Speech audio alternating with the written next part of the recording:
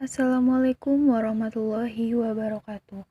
Perkenalkan, kami dari kelompok 5 yang beranggotakan saya sendiri, Anissa Salsabila, NIM 1930202005, dan rekan saya, Desi Eka Safitri dengan NIM 1930202010, dengan jurusan Hukum Ekonomi Syariah, Fakultas Syariah, YIN Batu Sangkar semester 4. Dengan dosen pembimbing Ibu Saadatul Makfira MH. Baiklah, di video kali ini kami akan menjelaskan tentang ketentuan dalam hukum perikatan. Sebelum kita masuk kepada penjelasan materi, ada baiknya tekan tombol like, comment, and subscribe terlebih dahulu. Terima kasih. Ketentuan dalam hukum perikatan. Yang pertama yaitu somasi. Menurut J. Satrio dalam Kitab Undang-Undang Hukum Perdata atau KUH PER, tidak dikenal istilah somasi. Namun, dalam doktrin dan jurisprudensi, istilah somasi digunakan untuk menyebut suatu perintah atau peringatan atau surat teguran. Somasi merupakan peringatan atau teguran agar debitur berprestasi pada suatu saat yang ditentukan dalam surat somasi. Somasi diatur dalam pasal 1238 KUH Perdata yang menyatakan si berutang adalah lalai apabila ia dengan surat perintah atau dengan sebuah akta sejenis itu telah dinyatakan lalai atau demi perikatannya sendiri. Ialah jika ini menetapkan bahwa si berutang harus dianggap lalai dengan lewatnya waktu yang ditentukan. Somasi juga dapat disebut dengan pemberitahuan atau pernyataan dari kreditur kepada debitur yang berisi ketentuan bahwa kreditur menghendaki pemenuhan prestasi seketika atau dalam jangka waktu seperti yang ditentukan dalam pemberitahuan itu. Somasi timbul disebabkan debitur tidak memenuhi prestasinya sesuai dengan yang diperjanjikan. Ada 3 cara terjadinya somasi, yaitu yang pertama, debitur melaksanakan prestasi yang keliru. Yang kedua, debitur tidak memenuhi prestasi pada hari yang telah dijanjikan. Tidak memenuhi prestasi dapat dibedakan menjadi 2 macam, yaitu pertama, kelambatan melaksanakan prestasi, dan yang kedua, sama sekali tidak memberikan prestasi. Yang ketiga yaitu prestasi yang dilaksanakan oleh debitur tidak lagi berguna bagi kreditur setelah lewat waktu yang diperjanjikan. Poin selanjutnya yaitu tentang wan prestasi. Wan prestasi adalah tidak memenuhi atau lalai melaksanakan kewajiban sebagaimana yang ditentukan dalam perjanjian yang dibuat antara kreditur dengan debitur. Wan prestasi atau tidak dipenuhinya janji dapat terjadi baik karena disengaja maupun tidak disengaja. Seorang debitur dikatakan lalai apabila ia tidak memenuhi kewajibannya atau terlambat memenuhi tetapi tidak seperti yang telah diperjanjikan.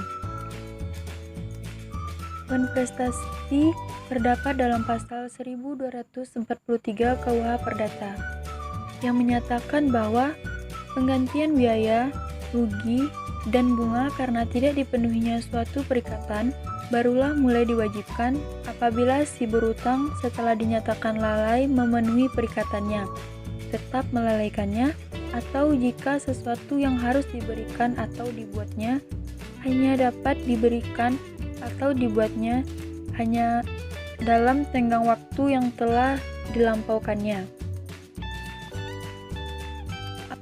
Abdul Qadir Muhammad menyatakan wan prestasi terjadi dikarenakan adanya 2 kemungkinan, yaitu yang pertama, keadaan memaksa atau overmatch. Yang kedua, karena kesalahan debitur, baik karena kesengajaan maupun lalai. Wujud dari wan prestasi tersebut dapat berupa tidak melaksanakan apa yang telah diperjanjikan untuk dilaksanakan. Yang kedua, melaksanakan apa yang telah diperjanjikan tetapi tidak sama dengan isi perjanjian. Yang ketiga, terlambat dalam melakukan kewajiban perjanjian. Yang keempat, melakukan sesuatu yang telah diperjanjikan untuk tidak dilakukan. Dari ketentuan tersebut dapat diketahui bahwa salah satu pihak yang melakukan wan prestasi dapat dihukum untuk membayar ganti rugi, pembatalan perjanjian, peralihan resiko, atau membayar biaya perkara kalau sampai di pengadilan. Poin yang ketiga yaitu ganti rugi. Ganti rugi adalah pemenuhan atau kompensasi hak oleh pengadilan yang diberikan kepada satu pihak yang menderita kerugian oleh pihak lain yang melakukan kelalaian atau kesalahan sehingga menyebabkan kerugian tersebut.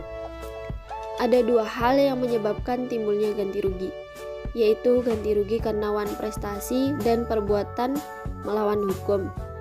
Ganti rugi karena wan prestasi diatur dalam buku 3 KUHP Perdata yang dimulai dari pasal 1240 KUHP Perdata sampai dengan pasal 1252 KUHP Perdata. Sedangkan ganti rugi karena perbuatan melawan hukum diatur dalam pasal 1365 KUHP Perdata.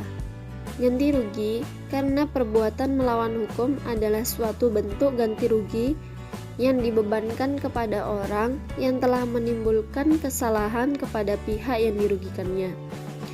Ganti rugi ini ditimbul karena adanya kesalahan, bukan karena adanya perjanjian. Ganti rugi karena wan prestasi adalah salah satu bentuk ganti rugi yang dibebankan kepada debitur yang tidak memenuhi isi perjanjian yang telah dibuat antara kreditur dan dengan debitur. Ganti rugi kerugian yang dapat dituntut oleh kreditur kepada debitur adalah sebagai berikut. Yang pertama, kerugian yang telah dideritanya, yaitu berupa penggantian biaya-biaya dan kerugian. Yang kedua, keuntungan yang sedianya adalah keperluan yang diperoleh dalam pasal 1246 KUHP Perdata ini ditunjukkan kepada bunga.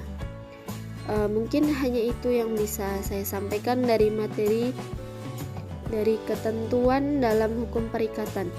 Saya Desi Eka Safitri dengan teman saya Anissa Salsabila. Mohon maaf jika ada salah dan kata. Saya akhiri. Assalamualaikum warahmatullahi wabarakatuh.